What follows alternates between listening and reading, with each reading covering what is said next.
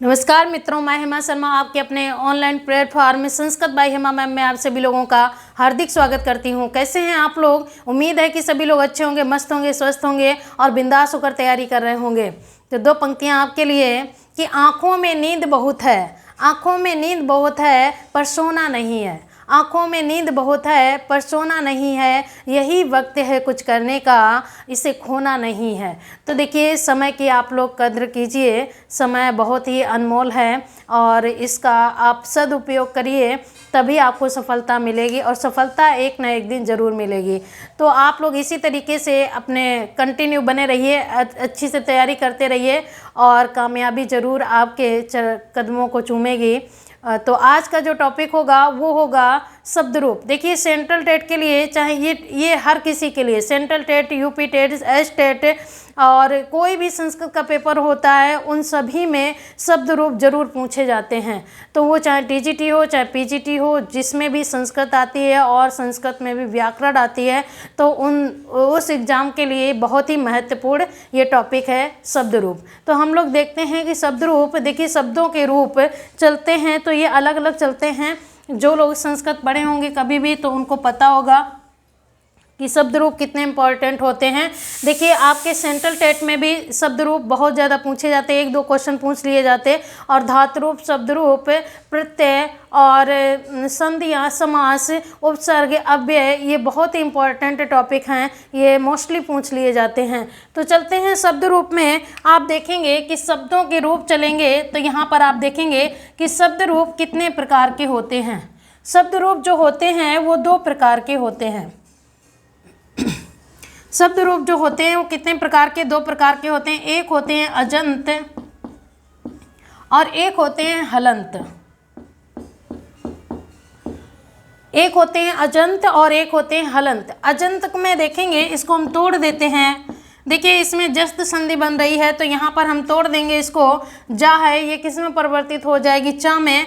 और यहाँ पर आप देखेंगे, और इसमें जा में अभी क्या छिपा हुआ है? आ छिपा है और यहाँ पर हो गया अंत। ये हमें शब्द बता रहा, मैंने इसको तोड़ दिया, मतलब इसका विच्छेद कर दिया। ये शब्द बता रहा है किसी भी शब्द के अंत में अच आए उसे हम अजंत कहते हैं। और यहीं पर, या फिर इसको हम कहते हैं स्वरांत। स्वरांत को भी हम तोड़ देते हैं तो यहाँ पर आप देखेंगे स्वर प्लस अंत बराबर स्वरांत, या फिर इसको हम अजंत कहते हैं या फिर हम इसको स्वरांत कहते हैं। जिस शब्द के अंत में स्वर आए उसे हम स्वरांत कहते हैं, जिस किसी शब्द के अंत में अच आए उसे हम अजंत कहते हैं। अब यहाँ पर आप देखेंगे, इसको भी हम तोड़ देंगे, इस शब्द को भी। तो यहाँ पर हमने इसको हल में, ला में ये शुद्ध व्यंजन बना दिया। इस ला में अभी क्या छिपा हुआ है? आ छिपा है। तो यहाँ पर हम लिख देंगे तो क्या बना? शब्द क्या बन गया? विच्छेद क्या हो गया? हल प्लस अंत बराबर हलंत। किसी भी शब्द के अंत में जो हल होता है उसे हम क्या कहते हैं? हलंत कहते हैं। और यही इसी को व्यंजनांत भी कहते हैं, व्यंजनांत। और इसको भी अगर हम तोड़ देते हैं तो इसको हम कैसे तोड़ेंगे? व्यंजन प्लस अंत बराबर व्यंजनांत। व्यंजन प्लस अंत बराबर व्यंजनांत। किसी भी शब्द के अंत में कोई व्यंजन आता है तो उसे व्यंजनांत कहते हैं। किसी भी शब्द के अंत में कोई हल आता है उसे हलंत कहते हैं। एक ही अर्थ देते हैं। हल मीन्स भी क्या होता है? व्यंजन। और व्यंजन मीन्स क्या होता है? हल। हल एक प्रत्याहार है, इसी प्रत्याहार में सभी व्यंजन आते हैं, इसीलिए इसे हल कह देते हैं या व्यंजन कह देते हैं। अच भी एक प्रत्याहार है, इसी प्रत्याहार में सभी स्वर आते हैं, इसीलिए इसको अच भी कहते हैं और इसको स्वर भी, अच को ही स्वर भी कह देते हैं। अब यहाँ पर आप देखेंगे कि कैसे हो पाएगा कि किसी भी शब्द के, कैसे जान पाओगे कि किसी भी शब्द के अंत में अच है या फिर हल है? तो यहाँ पर आप देखेंगे, जैसे कि कोई भी शब्द दिया गया है, यहाँ पर आप लोगों ने सुना होगा कि यूपी टेट में जब सिलेबस में आता है कि अकारांत, इकारांत, उकारांत में से अगर कोई भी शब्द आ जाता है तो वो क्या होता है? अकारांत, इकारांत, उकारांत, ऋकारांत, है ना। शब्द रूप पूछे जाते हैं, इसी से संबंधित शब्द रूप पूछे जाएंगे। अब यहाँ पर थोड़ा सा हम बता देते हैं, जैसे कि अकारांत हमने यहाँ पर ले लिया। अकारांत,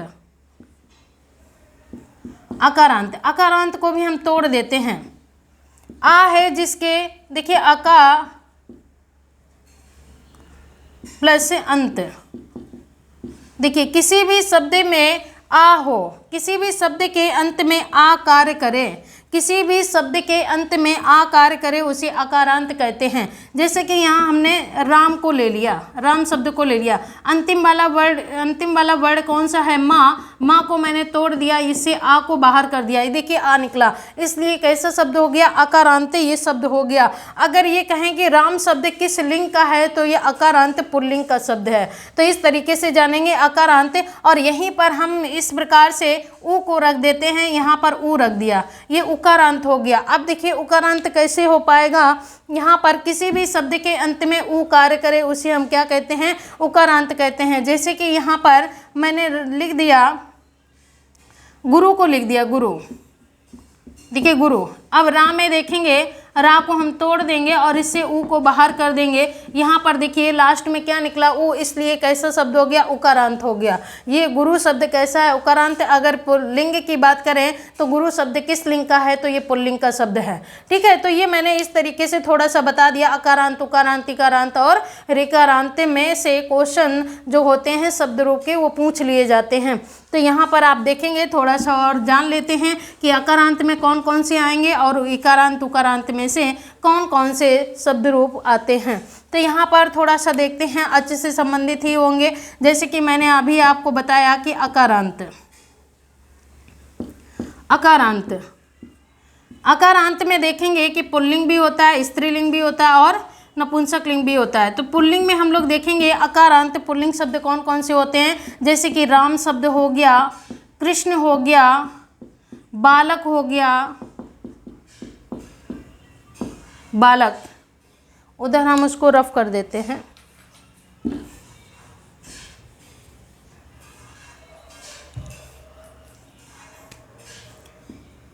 मोहन हो गया, मदन, गोपाल, जितने भी शब्द होते हैं अकारांत वाले। देखेंगे कि माँ में क्या छिपा है? आ, इसलिए अकारांती। राम शब्द किस लिंग का मतलब बोध करवा रहा? पुल्लिंग का बोध करवा रहा।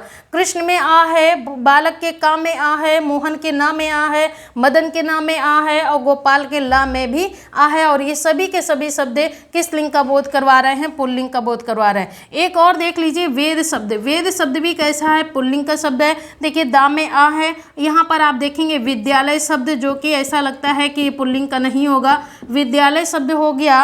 और यहीं पर वृक्ष, वृक्ष शब्द भी कैसा शब्द है? ये भी पुल्लिंग का ही शब्द है। ये शब्द इंपॉर्टेंट है, वेद, विद्यालय। और यहाँ पर आपने देखा कि वृक्ष शब्द भी कैसा है? ये हो जाएगा आपका पुल्लिंग का शब्द। यहाँ पर आप आगे देखेंगे,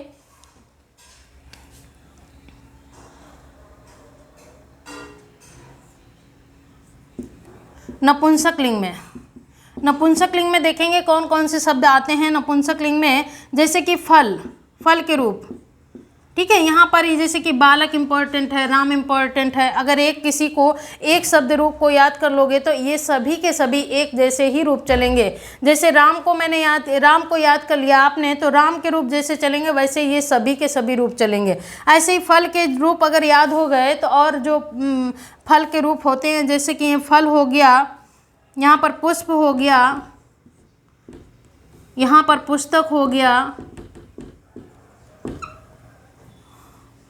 कमल हो गया, ठीक है। इस तरीके से बहुत सारे शब्द मिल जाएंगे। यहाँ पर देखिए स्त्रीलिंग, स्त्रीलिंग जो है ये आकारांत स्त्रीलिंग होता है। आकारांत स्त्रीलिंग आपको जल्दी देखने को नहीं मिलेगा। अब यहाँ पर आप देख लेंगे कि आकारांत स्त्रीलिंग, आकारांत स्त्रीलिंग, जैसे कि यहाँ पर रमा, बड़े आ की मात्रा दिखेगी, रमा। जैसे कि बालिका,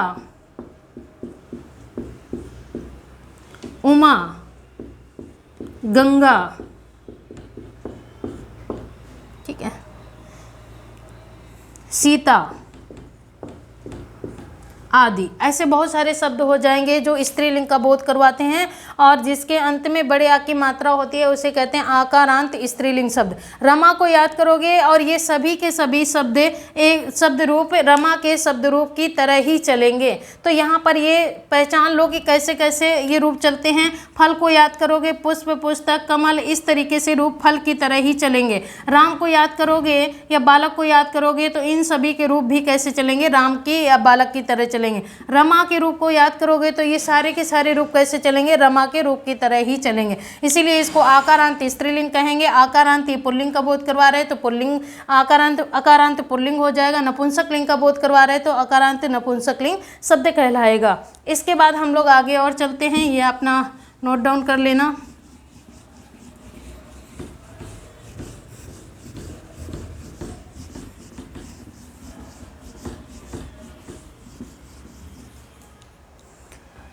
इसके बाद आप देखेंगे इकारांत को।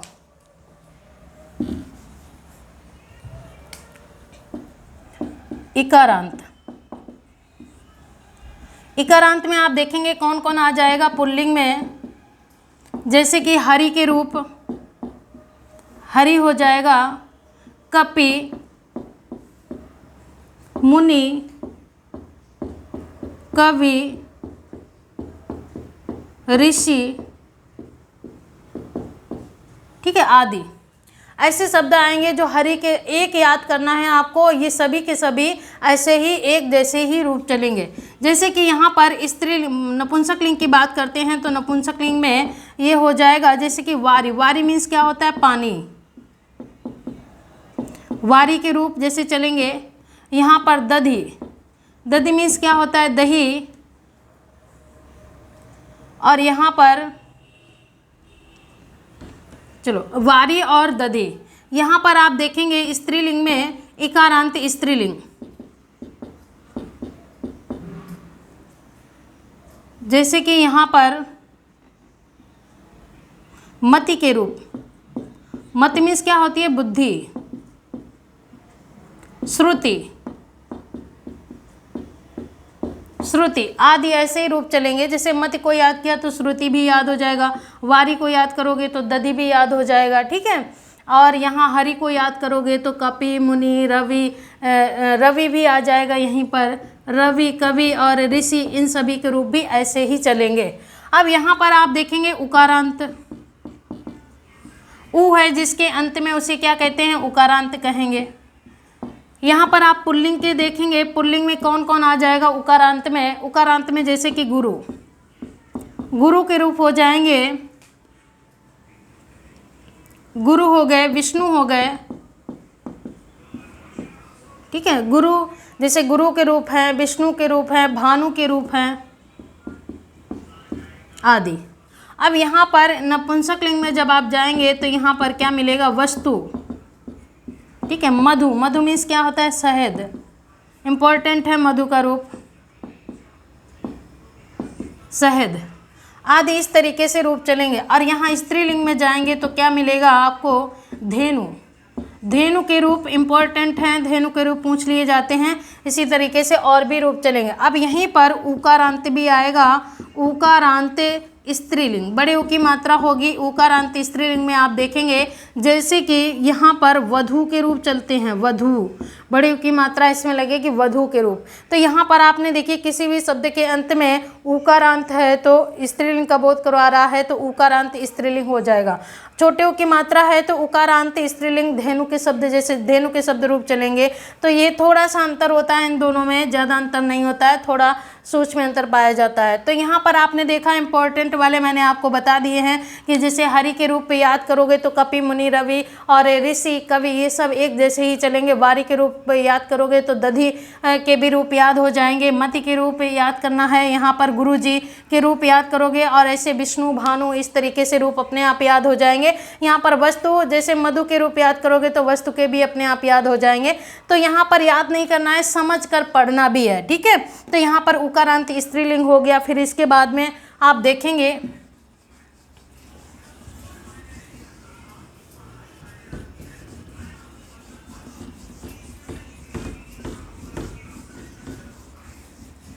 रिकारांत में देखेंगे आप लोग,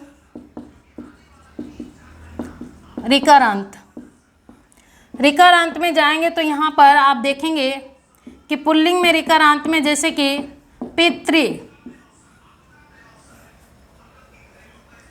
पितृ के रूप हो जाएंगे भ्रातृ, जामातृ मीन्स क्या होता है, दामाद। इस तरीके से रूप चलेंगे। और यहाँ पर नपुंसक लिंग में जाएंगे तो कर्तृ, इसके रूप कर्तृ मीन्स करने वाला। यहाँ पर जब जाएंगे स्त्रीलिंग में जाएंगे तो जैसे कि मातृ, इम्पोर्टेंट वाले हम आपको बता देते हैं। स्त्रीलिंग में जाएंगे तो कौन सी रूप चलेंगे, जैसे कि मातृ, ये इम्पॉर्टेंट है। और भी बहुत सारे बन जाएंगे। अब यहाँ पर देखिए पितृ के रूप बहुत ज़्यादा पूछे जाते हैं, मातृ के रूप भी बहुत ज़्यादा पूछे जाते हैं। जैसे पिता के रूप चलते हैं वैसे मातृ के भी रूप चलते हैं। सूक्ष्म में अंतर, एक जगह अंतर पाया जाता है, सेम ऐसे ही मतलब सेम रूप ऐसे ही चलते हैं जैसे पिता के चलेंगे। तो ये तो हो गए जो कि अजंत से संबंधित थे, जो स्वरांत से संबंधित थे, जो रूप आपको पढ़ने हैं, एक एक पढ़ना है और सभी एक जैसे चलेंगे। तो ये आपने देख लिया होगा। अब हम लोग चलते हैं हलंत की तरफ, चलते हैं कि हलंत में कौन कौन से शब्द रूप आपको पढ़ने पड़ेंगे। तो ये पहले देख लो, इसकी भूमिका को देख लो। भूमिका बहुत ज़रूरी है कि क्या क्या पढ़ना है मुझे। तो यहाँ पर आप देखेंगे कि यह हलंत या फिर व्यंजनांत।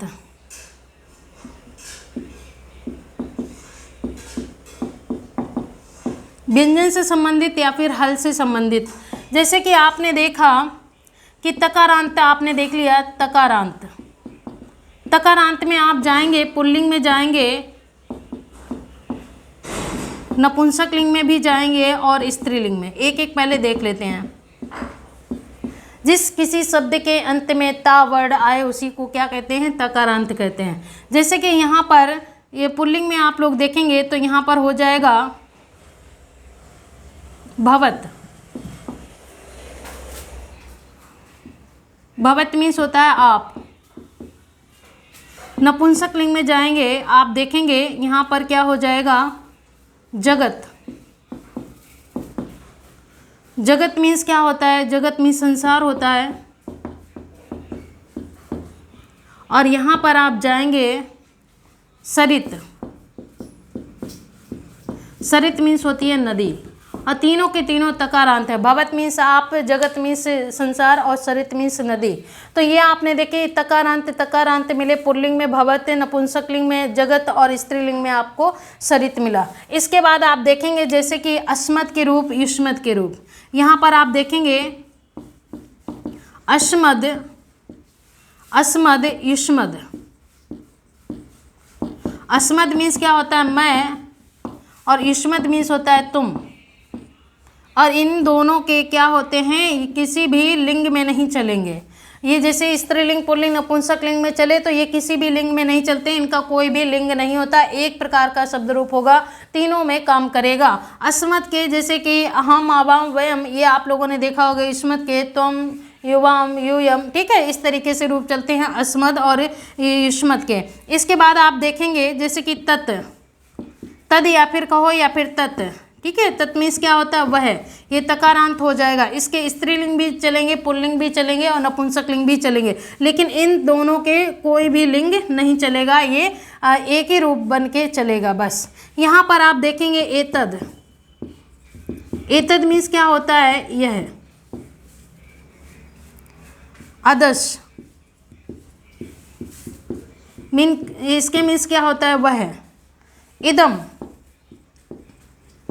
इदम मीन्स क्या होता है, यह, ठीक है। यह, वह, ये मैंने एक साथ ऐसे लिख दिए। तद मीन्स होता है वह, एतद मीन्स यह है, अदस मीन्स क्या हो जाएगा, अदस मीन्स वह, और इदम मीन्स भी यह हो जाएगा। जैसे कि हम लोग सी मीन्स, ही मीन्स क्या कहते हैं, वह, और डैट मीन्स भी क्या होता है, वह। तो इस तरीके से यहाँ भी इसी तरीके से रूप चलेंगे। तो यहाँ पर और भी आते हैं, जैसे कि किम हो गया। किम मीन्स होता है क्या, क्यों, ठीक है। और जैसे कि किम हो गया यत। यत मीन्स होता है जो। सर्वम मीन्स होता है सब, ठीक। तो यहाँ पर आपने देख लिए कि 4 ये 3 ये 7 ये जो होते हैं ये वाले इतने जो मैंने आपको बताए, इनके स्त्रीलिंग भी होगा, ठीक है, ये स्त्रीलिंग में भी चलेगा, और इसमें पुल्लिंग में भी ये चलेगा, और नपुंसक लिंग, तीनों लिंगों में अलग अलग रूप इसके चलते हैं, स्त्रीलिंग में, पुल्लिंग में, नपुंसक लिंग में। लेकिन ये जो हैं ये किसी भी लिंग में नहीं चलते, इनका कोई भी लिंग नहीं होता है। यहाँ पर आप देखेंगे कि इनका कोई लिंग नहीं होता है। ऐसे आप अपना नोट्स बना लेना। इनका कोई भी लिंग नहीं होता है। कौन? अस्मद और इस्मद का। ऐसे क्वेश्चन कभी कभी पूछ लेता है कि कौन से ऐसे शब्द रूप हैं जिनका कोई भी लिंग नहीं होता है। सर्वनाम, ये सर्वनाम की श्रेणी में आएंगे ये वाले, कि अस्मद और इस्मद ये सर्वनाम है, और ये जितने साथ ये लिखे हुए हैं ये सभी के सभी सर्वनाम हैं। तो यहाँ पर अगर तत् की बात करें सर्वनाम, तो ये क्या? तकारांत। दा की बात, एतत् की बात करें दकारांत। अदस की बात करें तो यहाँ पर सकारांत। इदम की बात करें तो मकारांत। किम की मकारांत। यत् तकारांत। सर्वम मकारांत। तो इस तरीके से आपने देखा जिस किसी शब्द के अंत में जिस किसी भी शब्द के अंत में हलंत वर्ड होगा या व्यंजन वर्ड होगा, तो वहाँ पर वो क्या हो जाएंगे? व्यंजनांत या फिर हलंत शब्द रूप कहे जाएंगे। तो ये मैंने आपको भूमिका बता दी। अब एक शब्द रूप भी हम लोग पढ़ लेते हैं। तो हम लोग पढ़ेंगे अच से संबंधित शब्द रूप पढ़ेंगे, या फिर बालक का आप पढ़ सकते हो, या फिर राम का शब्द रूप पढ़ सकते हो। देखिए राम का रूप में 2 वर्ड हैं, थोड़ा जल्दी याद हो जाता है। और बालक के रूप, बालक वाले शब्द में 3 वर्ड आते हैं, तो थोड़ा सा देरी होती है याद करने में। तो जो सरल तरीके से याद हो जाए उसको पढ़ना है। यहाँ पर आप देखेंगे अकारांत,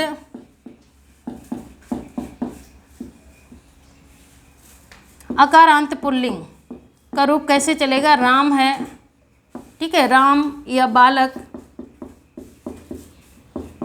कृष्ण,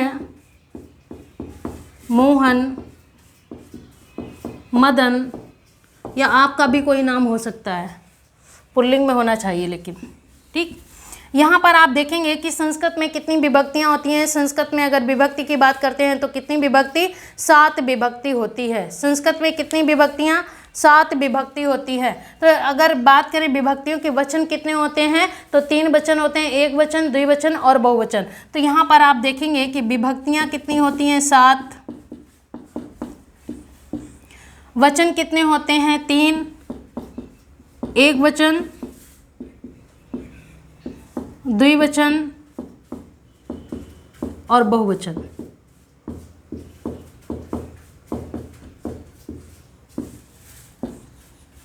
विभक्तियां देख लेते हैं कौन कौन सी होंगी, जैसे कि प्रथमा, द्वितीया, तृतीया, चतुर्थी, पंचमी, षष्ठी, सप्तमी और संबोधन। अगर ये पूछा जाए कि संबोधन में कौन सी विभक्ति होती है, तो संबोधन में प्रथमा विभक्ति होती है। संबोधन में इसीलिए विभक्तियां कितनी होती हैं? 7। और संबोधन को 8वीं विभक्ति नहीं मानते हैं, संबोधन में प्रथमा विभक्ति होती है। कैसे होगी ये आपको हम बताएंगे। जैसे कि राम के रूप हम लोग पढ़ते हैं, तो यहाँ पर क्या हो जाएगा कि रामः, रामम, रामेण, ऐसे ऐसे लिख देते हैं। एक वचन को पहले, द्विवचन को बाद में, बहुवचन को ऐसे भी लिख सकते हैं, दोनों तरीके से। तो ऐसे ही समझ लो, रामेण। और फिर क्या हो जाएगा? रामाय, रामात, रामस्य, रामे, हे राम। इसके बाद इसमें आएंगे, द्विवचन में आएंगे तो क्या बन जाएगा? रामो, रामो, रामाभ्याम, रामाभ्याम,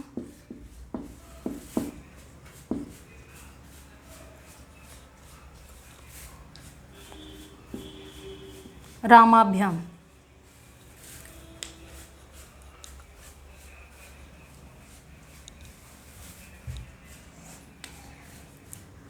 इसी को ऐसे ही कर देते हैं। कहाँ चला?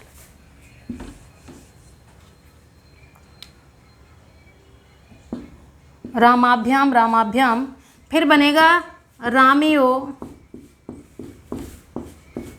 रामियो हे रामो।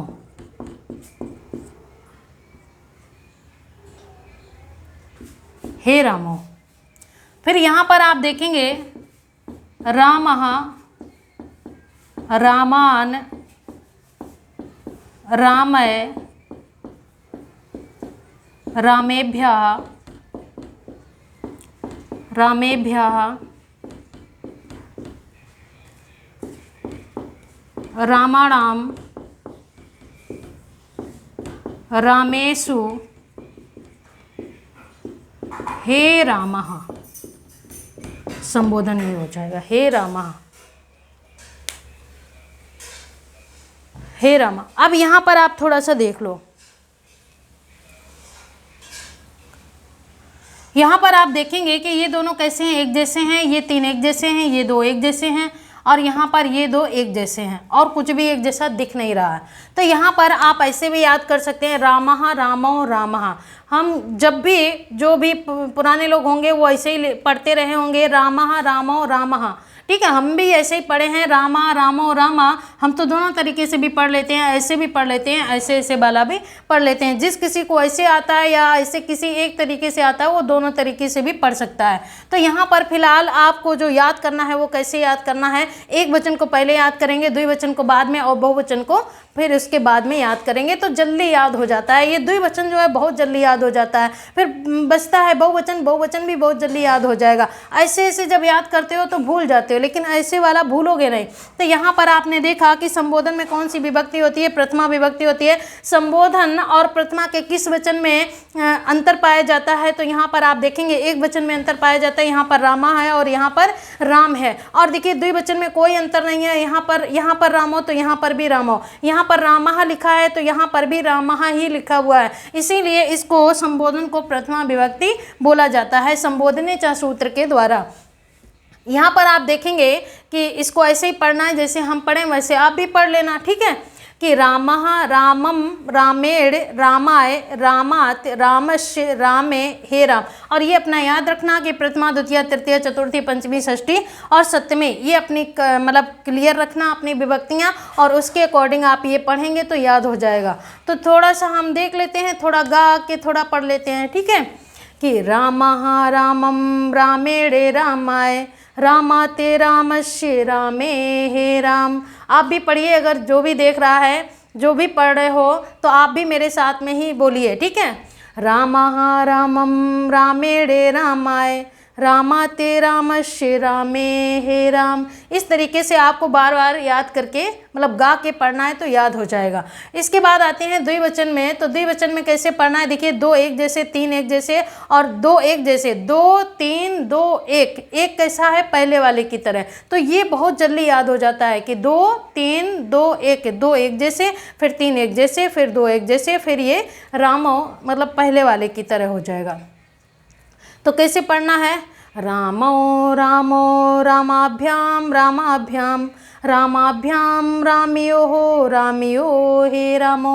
फिर से बोलना है, रामो रामो रामाभ्याम रामाभ्याम रामाभ्याम रामियो रामियो हे रामो।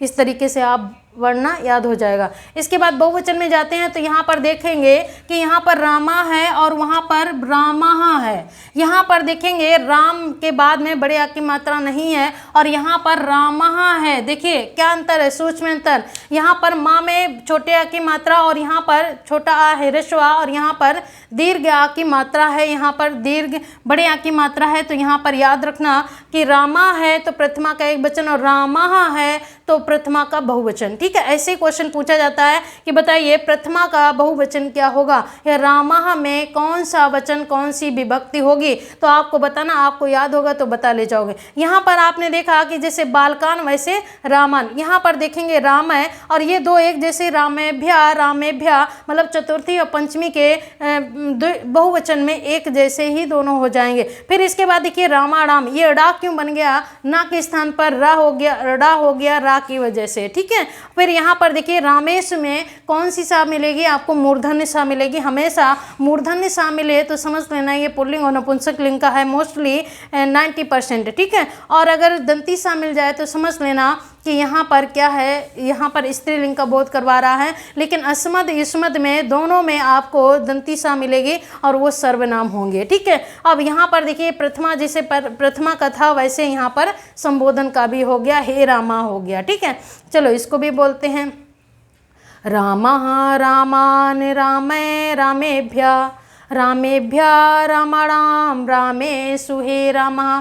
फिर से बोलते हैं रामः रामान रामे रामेभ्य रामेभ्य रामाणाम रामेषु हे रामा। आप भी मेरे साथ बोलोगे तभी आपको याद होगा, अगर नहीं बोलोगे तो कैसे याद हो पाएगा, आपका उच्चारण ही नहीं आप कर पाओगे तो कैसे याद होगा, ठीक है। देखिए संस्कृत बोलने से, उच्चारित करने से और लिखने से आती है। आप इसको लिख लिख कर याद करोगे तो जल्दी याद हो जाएगी, बोलोगे भी, उच्चारण भी इसका करोगे और लिखोगे भी तभी याद हो पाएगा। तो एक बार फिर से हम लोग इसको पढ़ लेते हैं, जैसे कि बालक के रूप आ जाएं। चलो हम बालक के रूप को पढ़ते हैं। तो बालक के रूप हम लोग कैसे पढ़ेंगे कि बालकः बालकम बालकेन। अब यहाँ पर बालकेन हो जाएगा, ठीक है। और ये रा की वजह से रा बना हुआ है, और अगर ये नहीं होगा रा, देखिए किसी भी शब्द में रा आ जाए, ये वाला सा आ जाए और ये वाली री आ जाए तो उसके ना के स्थान पर क्या आदेश हो जाता है, रा आदेश हो जाता है। तो इस वजह से यहाँ पर रा है। तो यहाँ पर क्या हो जाएगा, बालकेन,